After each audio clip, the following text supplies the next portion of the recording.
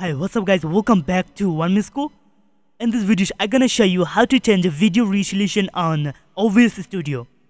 So I'm gonna open my OBS Studio. Now click on the application and you can see that, and that is my OBS Studio interface. Now I'm gonna show you how to change the video resolution. Now click on the file and we can see a menu bar like this one. Now click on the setting button and we can see an interface like this one. Now go to videos and that's it. Now we can see here we can change our aspect ratio here.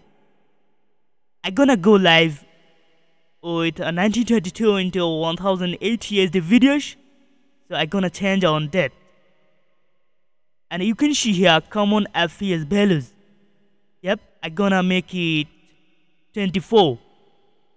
Now click on the 24, that's it. Now here is apply or OK option. Click on apply or OK. That's it.